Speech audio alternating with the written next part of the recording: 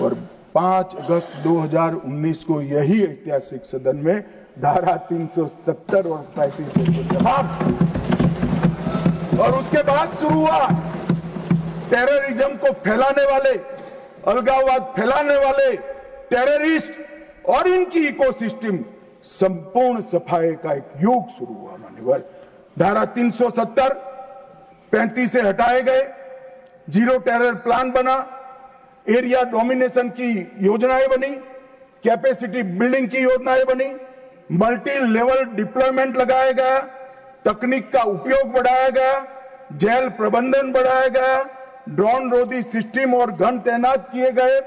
मान्यवर, हम सब ने देखा, देश की जनता ने देखा, कई आतंकवादी मारे गए, 10-10 हजार के जनाजे निकलते थे। मान्यवर, हमने कठोर निर्णय लिया, आतंक में लिप्त किसी भी व्यक्ति का जनाजा नहीं निकलेगा, जहां मरेंगे वही दफना दिया। और मान्यवर, इस वक्त कांग्रेस पार्टी ने विरोध किया था, फारूक अब्दुल्ला जी की पार्टी ने विरोध किया था। आतंकी समर्थन को चूर चूर कर नौकरियों से निकाला गया, पासपोर्ट और गवर्नमेंट कॉन्ट्रैक्ट के हेतु इनको अघोषित किया गया। 75 पाकिस्तानी समर्थक सरकारी कर्मचारियों को ड्यू लीगल प्रोसेस से बर्खास्त करा दिया गया। बार काउंसिल सस्पेंड कर भारत के संविधान को मानने वाली बार काउंसिल प्रस्तावित की गई। यूएपीए अदालतों की स्थापना हुई और लगभग मई 22 से लेकर मई 25 तक 2267 प्रकरण यूएपीए के दर्ज हुए। इनकी पूरी टेरर फाइनेंस की इकोसिस्टम को ध्वंस किया। एनआईए और ईडी ने बहुत अच्छी कार्रवाई की, कई एसओपी बनाई गई और 347 संपत्तियों को जब्त कर दिया गया। एक और जमात इस्लामी और ऐसे संगठनों को हमने बंद करने का काम किया और दूसरी ओर मान्यवर इनकी इकोसिस्टम को भी हमने समाप्त कर दिया। मैं आज इस सदन के रिकॉर्ड के लिए बैन किए हुए संगठनों का लिस्ट पढ़ना चाहता हूं। द रेजिस्टेंस फ्रंट टीआरएफ, जिसने घटना करी थी, people's anti fascist front, Tehreek ul Mujahideen, Jamaat ul Mujahideen, Jammu Kashmir Ghaznavi force, Khalistan tiger force, हिब्ज ul Tahrir, Jamaat Islami, Jammu Kashmir liberation front, Jammu Kashmir democratic freedom party, Muslim league Jammu Kashmir, Tehreek Hurriyat, Muslim conference Sumji group, Jammu Kashmir national front, Jammu Kashmir people front league, Jammu Kashmir people's league, Jammu Kashmir Ittehad Musalman Awami action committee और इसके साथ साथ सिख फॉर जस्टिस और पीएफआई को भी हमने बैन कर दिया। और मान्यवर, परिणाम क्या हुआ? परिणाम ये हुआ 2010 में 10 से 15 की एवरेज ऑर्गेनाइज्ड टाउन प्लिटिंग, हमने भी दृश्य देखे हुए जो समूह कपूर ने चिंता की थी। छोटी छोटी बच्चियां पथराव करती थी। 2564 सालाना होते थे, 2564 पथराव की घटना हुई थी। 2024 के बाद एक भी घटना नहीं हुई। ऑर्गेनाइज हड़ताल, जिसका वो लोग ऐलान करते थे, पाकिस्तान के बैठे हुए हुर्रियत के आका सालाना 132 दिन घाटी बंद रखते थे। 3 साल से एक भी हड़ताल का ऐलान नहीं हुआ है, हिम्मत नहीं है। टाउन पेल्टिंग में नागरिकों की मृत्यु, 112 नागरिक मारे जाते थे, अब 0 मारे जाते हैं। सिक्योरिटी फोर्स का इंजर्ड, साल में 6235 सिक्योरिटी फोर्सेस इंजर्ड होती थी, अब 0 हो गई है। मान्यवर, इसके साथ साथ ये पूछ रहे थे, अभी वो शिवसेना की सदस्य भी पूछ रहे, क्या आतंकवाद समाप्त हो गया? इतनी गहरी जड़ें कांग्रेस ने डाली है, समाप्त होने में बहुत देर लगेगी। हमारा प्रयास है जल्द से जल्द, परंतु मान्यवर आंकड़े में कहना चाहता हूं, समाप्ति के कगार पर है। आपको पसंद नहीं आएगा मगर समाप्ति के कगार पर।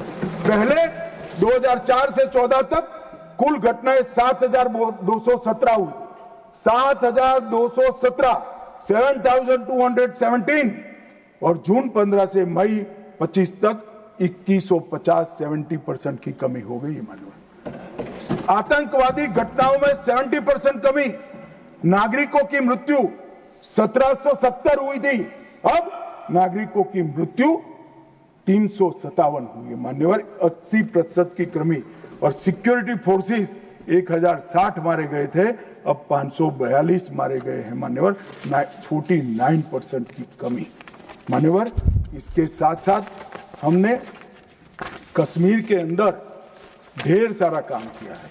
मान्यवर लगभग 59,000 करोड़ की 53 परियोजनाएं, चिनाब पर विश्व का सबसे बड़ा पुल बना, 8.5 किलोमीटर लंबी बनिहाल सुरंग बनी, उधमपुर श्रीनगर बारामूला तक रेल पहुंची, जोजिला सुरंग और बनिहाल सुरंग बने, रोजगारी का सृजन 63,000 लोगों का हुआ, जम्मू देश का पहला शहर बना जहां IIM, IIT और एम्स तीनों संस्थान वहां पर है। मान्यवर पहला शहर। लगभग ऐसी स्थिति कश्मीर में भी तीनों प्रोग्रेस पर है। 40,000 नौकरियां दी, विस्थापितों को प्रतिनिधित्व दिया, कश्मीर विस्थापित कश्मीर पंडितों के 2 सदस्यों का नामांकन करने का कानून लेकर आए और सबसे बड़ी बात मान्यवर हमने भारत के संविधान का झंडा कश्मीर में फहराने का काम। ये पूछते हैं क्या हुआ? पहले 3 परिवारों तक राजनीति, न पंच था, न सरपंच था, न तहसील पंचायत थी, न जिला पंचायत। आज जम्मू कश्मीर में 34,260 जनप्रतिनिधि चुने हुए जम्मू कश्मीर के नागरिकों की सेवा कर। मान्यवर पहले चुनाव होते थे। मुझे एक सेना के रिटायर्ड जनरल मिले, बाद में मैं बताता हूं। उन्होंने कहा अमित भाई हमारा काम तो मुख्य सुरक्षा का नहीं था, वो तो भगवान भरोसे थी, सबसे बड़ा काम फर्जी वोटिंग करना था। कराते थी प्रशासन, हम इनकार करते थे, कई लोगों को मेमो दिए गए, फिर भी हम अड़े रहते थे। 3% 4% वोटिंग होती थी। आज नरेंद्र मोदी के शासन में जिला पंचायत के चुनाव में 98.3%। जनरल इलेक्शन में अब तक का सबसे ज्यादा वोटिंग आजादी से। ये बताता है वहां लोकतंत्र प्रस्थापित हो रहा है। मान्यवर और 63% हुआ और 1,000 करोड़ से रुपये से ज्यादा पैसा पंचायतों को सीधा देने का काम किया। मगर मान्यवर क्यों हुआ, मैं आज पूरे सदन को बताना चाहता हूं। मैं अभी इस बात को कभी उजागर नहीं किया, मगर मुझे लगता है मौका भी है और दस्तूर भी है। जब से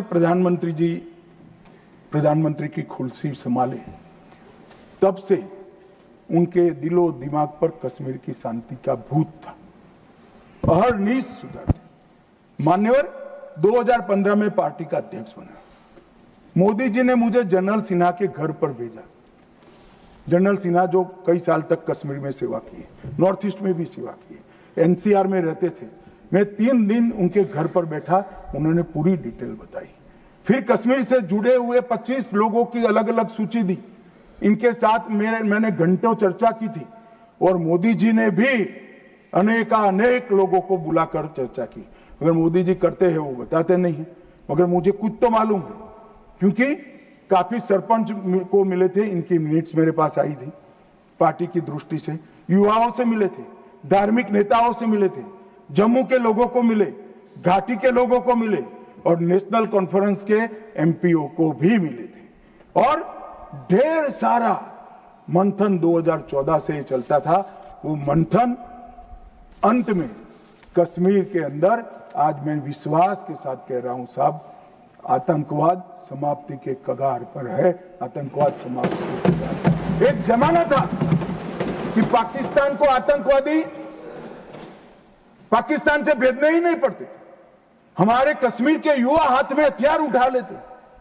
मगर आज मैं 6 माह का रिकॉर्ड इस सदन को बताता हूं। 6 माह में आतंकवादी संगठनों में एक भी कश्मीरी युवा की भर्ती नहीं हुई है और जो मारे जा रहे हैं वो सारे पाकिस्तानी। क्योंकि जम्मू कश्मीर के अवाम ने मोदी जी की नीतियों को स्वीकारा है। पहले कभी नहीं हुआ सर कि आतंकवादी कोई बड़ा कृत्य करते थे, घाटी में इसका विरोध होता है। मैं आज घाटी की जनता को, जम्मू की जनता को बहुत बहुत साधुवाद देना चाहता हूं। एक भी गांव ऐसा नहीं था घाटी का जहां ये पहलगाम हमले का विरोध नहीं। और जब तिरंगा घर पर फहराने की बात होती है, जिनके बच्चे आतंकवाद की भेंट चढ़ गए, वो मां बाप भी तिरंगा फहराते हैं।